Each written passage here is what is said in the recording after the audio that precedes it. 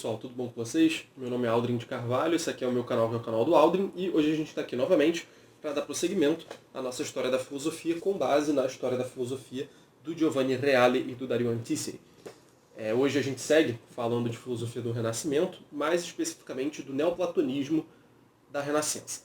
Nos últimos vídeos a gente fez primeiro uma introdução a esse retorno dos estudos platônicos nessa época, e no último vídeo, mais especificamente o último vídeo mesmo, a gente falou um pouco sobre a vida e a obra, de maneira geral, do primeiro filósofo mais importante desse movimento neoplatônico do Renascimento, que é o Nicolau de Cusa.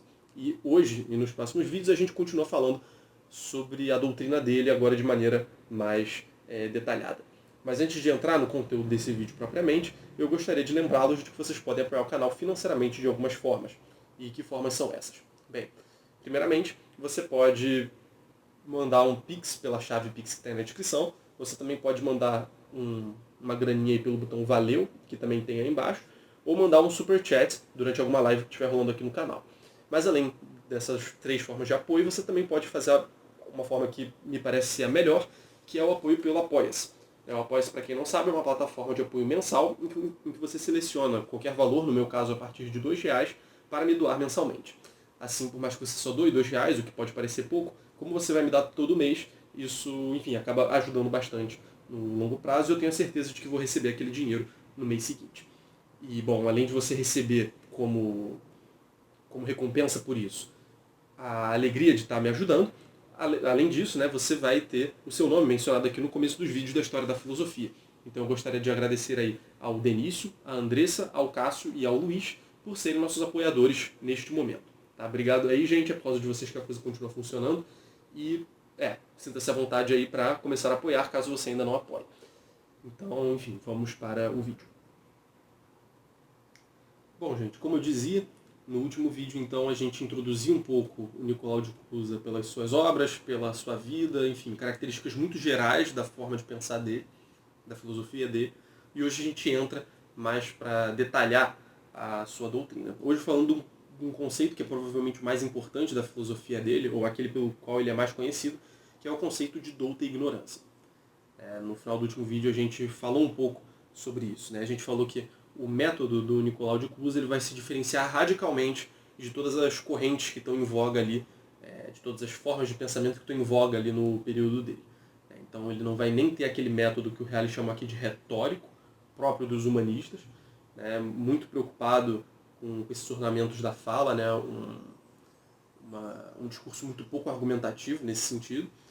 E também o Nicolau de Cusa vai se afastar da maneira de escrever dos escolásticos, que é aquela coisa muito sistemática, muito organizadinha, com objeções, argumentos, teses e toda aquela coisa que vocês já conhecem, muito típicas da Idade Média. Ele, na verdade, o que ele vai fazer é usar analogias matemáticas para descrever, para apresentar para a gente certas verdades metafísicas. E, bom, isso leva a gente ao conceito de douta ignorância, como a gente vai ver aqui agora. Bom, então vamos vendo o que o Reale diz aqui, vamos comentando como a gente sempre faz. Em geral, quando se busca a verdade acerca das várias coisas, põe-se em relação e comparam-se o certo com o incerto, o desconhecido com o conhecido. Portanto, quando se indaga no âmbito das coisas finitas, o juízo cognoscitivo é fácil ou difícil, quando se trata de coisas complexas demais, mas de todo modo é possível. Então vamos lá, o que ele disse aqui pra gente? O conhecimento daquilo que a gente ainda não conhece se dá por uma certa proporção. É uma proporção entre aquilo que eu estou descobrindo agora e aquilo que eu já sei. Então, para ele, todo conhecimento se dá dessa maneira. Todo conhecimento é um conhecimento proporcional. A gente adquire o conhecimento de uma coisa nova através de uma certa proporção que a gente faz com algo que a gente já conhece. Enfim, o exemplo em que eu penso geralmente quando eu estou lidando com o Nicolau de Cusa e essa ideia aparece, é o de um cientista, um biólogo, por exemplo, que descobre uma nova espécie de ser vivo, uma nova espécie de animal ou de planta, enfim, vamos de animal que é mais fácil. O animal tem partes mais reconhecíveis para a gente. Então, o cientista ele descobre um indivíduo que é de uma espécie diferente de todas aquelas que ele já viu. É uma espécie nova. Uma vez que é uma espécie nova, e que ele não tem, portanto, experiência daquela espécie para poder dizer que... para poder identificar os elementos que compõem aquele bicho, ele vai fazer analogias, né, vai estabelecer proporções com aquilo que ele já conhece. Então ele vai ver que aquele indivíduo tem um corpo e tem umas articulações saindo do corpo. Ele vai olhar e vai pensar, pô, isso aqui são braços, né, isso aqui funcionam como braços, ou tem um papel análogo ao de um braço. Por quê? Porque ele já conhece outros seres vivos que têm um braço, né, que tem essa série de articulações que a gente chama de braço, e, olhando para esse indivíduo novo, ele notou algo muito parecido. Né? Então ele estabeleceu uma proporção. Né? Essas articulações que eu estou vendo aqui nesse novo animal, elas estão para esse animal como um braço está para um ser humano, para um mamífero de maneira geral, enfim, para os outros animais que ele já conhece. Então ele está equiparando sempre duas coisas, né? Uma coisa que ele já conhece com uma coisa que ele não conhece, justamente em vista de esclarecer a natureza dessa nova coisa que ele está descobrindo. Então, nesse sentido, eu acho que esse é um exemplo que deixa bem claro como faz sentido a gente imaginar que o conhecimento é sempre o estabelecimento de uma certa proporção. Né?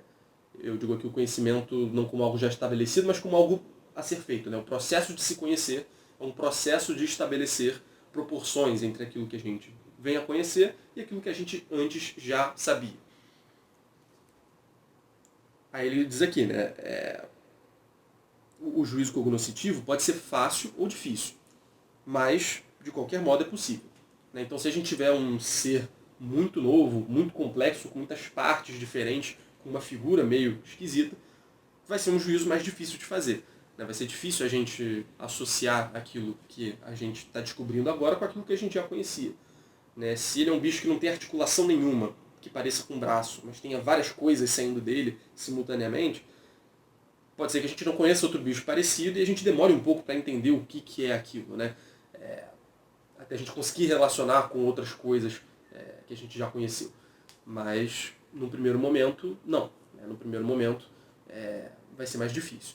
Mas, de todo modo, no âmbito das coisas finitas, ou seja, no âmbito das coisas limitadas, que têm uma natureza própria, que são diferentes umas das outras, que é o mundo em que a gente vive, sempre vai haver uma proporção. Né? A gente sempre vai conseguir estabelecer proporção entre uma coisa e outra, e assim conhecer algo dessa coisa.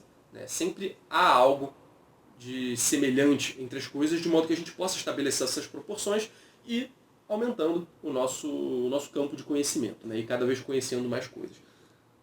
Em outras palavras, né, uma outra dimensão, aliás, disso que ele está dizendo, é que no âmbito das coisas finitas não há nada radicalmente diferente um do outro. Né? Todas as coisas têm algo de semelhante que justamente permitem que se estabeleçam essas proporções e a gente possa conhecê-las.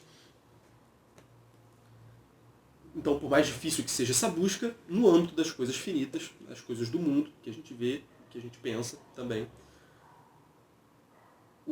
isso pode ser mais fácil, pode ser mais difícil, mas sempre é possível. Entretanto, as coisas são bem diferentes quando se indaga do infinito, que enquanto tal escapa toda proporção, restando-nos, portanto, desconhecido. Então vejam, o infinito não tem proporção com o finito. É isso que ele está dizendo. Sempre que eu comparo uma coisa com outra, eu estou delimitando a relação que eu estabeleço entre elas. Né? Eu estou fazendo um certo recorte de uma coisa e de outra e estou estabelecendo uma comparação. Agora, uma coisa que é infinita, ela não tem parte nesse sentido. Né? Não tem como comparar uma parte do infinito com uma parte do finito, ver que são parecidas e dizer que eu conheço algo do infinito. Não, o infinito ele não tem partes, ele não se comporta dessa maneira pela qual as coisas determinadas se comportam. Justamente porque isso pressuporia que o infinito tivesse finitude em alguma medida. Né? Tivesse uma parte finita, delimitada, que eu pudesse extrair dele e entender, essa parte do infinito parece com essa parte do finito, de uma certa coisa finita, e aí, portanto, dessa forma eu conheço esse algo do infinito. Não, o infinito não permite esse tipo de procedimento. Então não dá para a gente estabelecer proporção entre o finito e o infinito. E é essa a causa do nosso não saber em relação ao infinito. Precisamente o fato de ele não ter proporção alguma em relação às coisas finitas.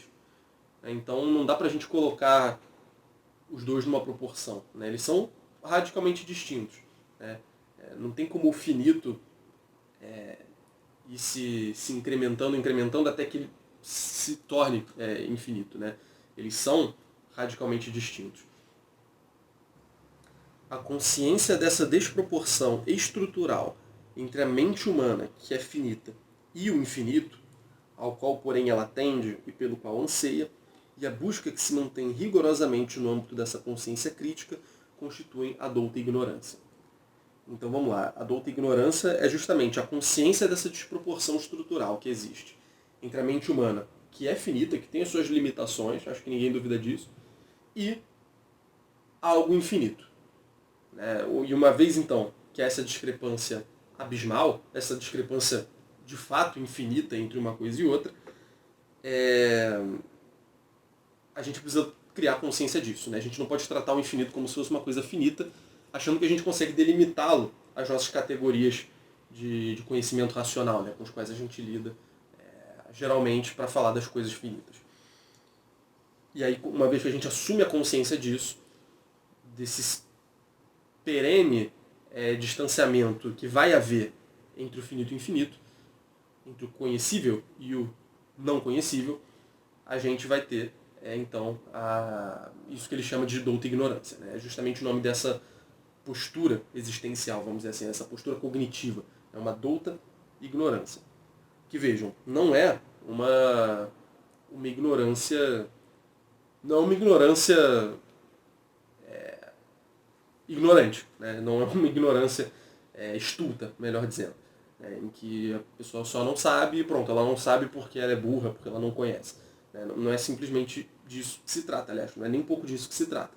É uma ignorância que é alcançada já por uma elaboração racional, né? Já tendo caminhado um pouco, já num desenvolvimento intelectual. Né?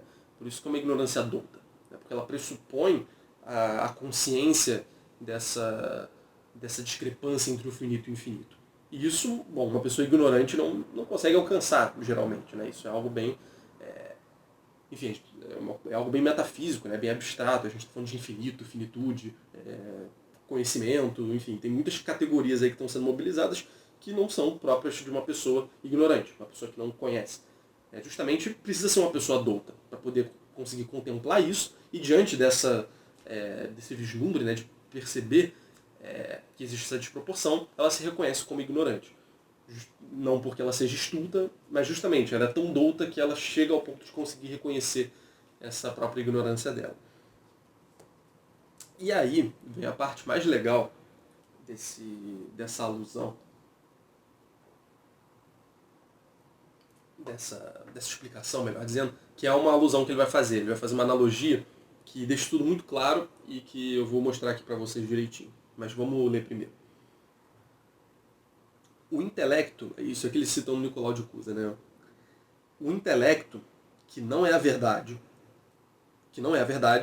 não pode compreender nunca a verdade de modo preciso, não podendo, portanto, compreendê-la, ainda mais precisamente ao infinito, porque está para a verdade como o polígono está para o círculo. Então, o intelecto está para a verdade, assim como o polígono está para o círculo. Quanto mais ângulos tiver o polígono, tanto mais será semelhante ao círculo. Entretanto, jamais será igual a ele, ainda que multipliquemos seus ângulos ao infinito, já que nunca se chegará à identidade com o círculo.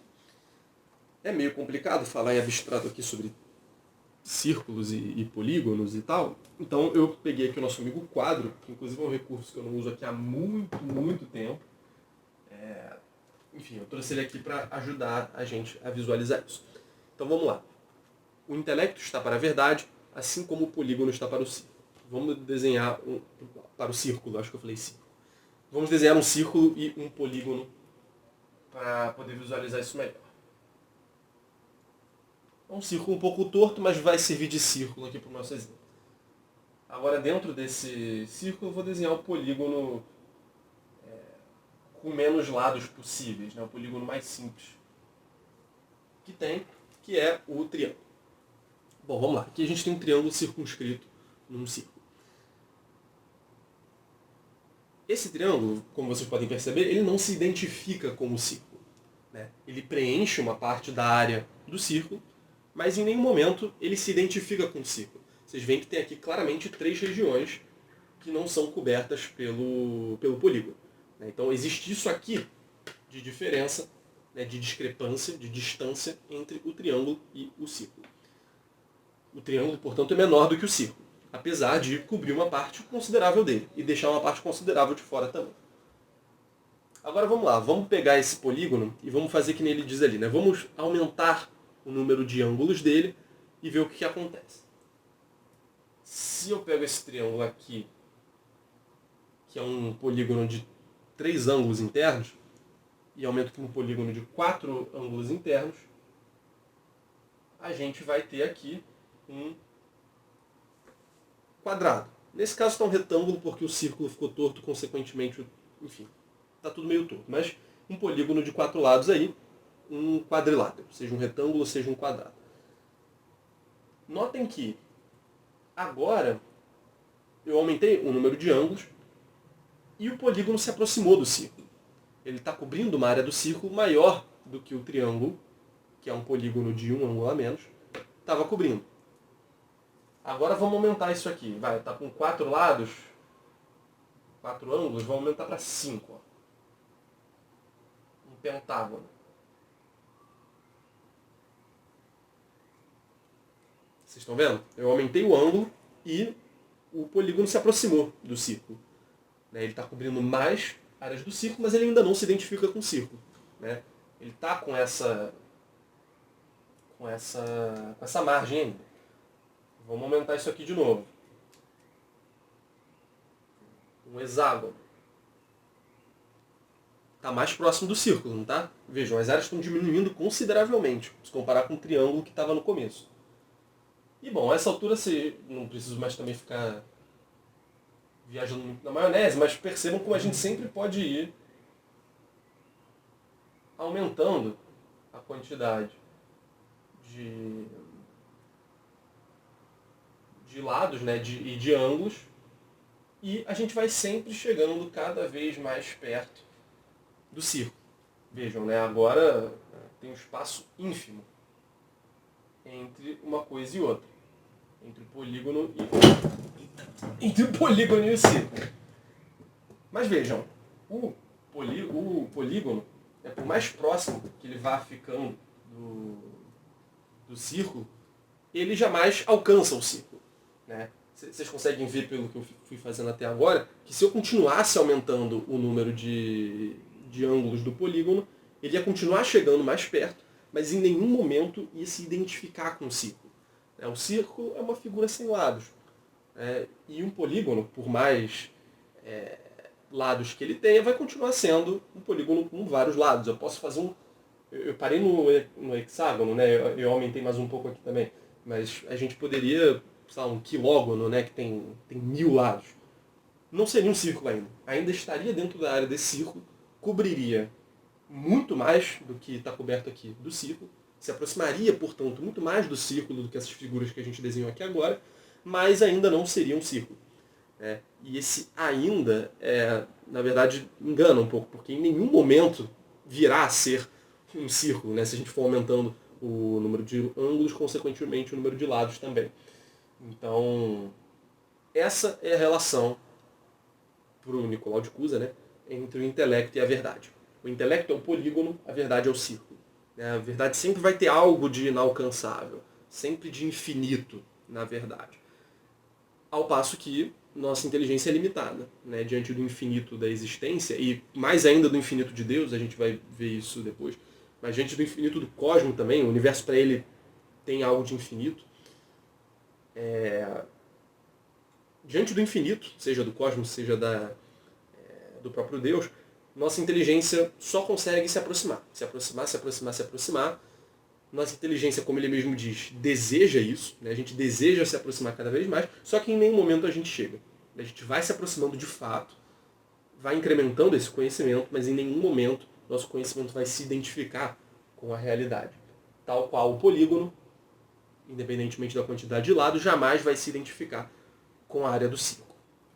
Notem como aqui já começa a ficar claro essa questão dos procedimentos matemáticos de que eu estava falando agora há pouco e também no último vídeo, né? Vejam como ele colocou aí fez um procedimento matemático, né? Que é você circunscrever um círculo num quadrado, aliás, circunscrever um polígono qualquer num círculo e aumentar o número de lados desse polígono. Até aí só tem matemática, né? Não tem nenhuma novidade para ninguém. Mas vejam, ele pega esse fenômeno matemático, esse processo matemático, e usa isso como imagem de algo mais elevado, né? De um mistério mais metafísico, mais profundo, né? Então, notem, isso só para começar, né? No próximo vídeo vocês vão ver a que ponto ele chega. Eu prometo que a coisa só vai ficando mais interessante. Bom, mas então é isso. O intelecto está para a verdade, assim como o polígono está para o círculo. Estabelecida essa premissa, Nicolau indica um caminho correto de busca por aproximação daquela verdade, em que é em si mesmo inalcançável, centrado na concepção segundo a qual ocorre no infinito uma coincidência oppositorum, isto é, uma coincidência dos opostos.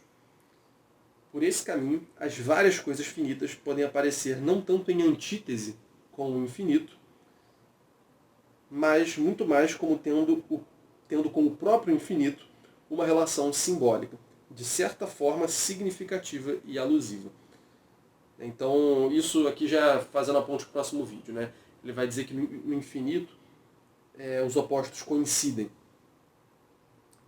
E é justamente por isso que a gente tem um pouco essa dificuldade de alcançar, um pouco não, né? A gente não consegue alcançar o infinito, né?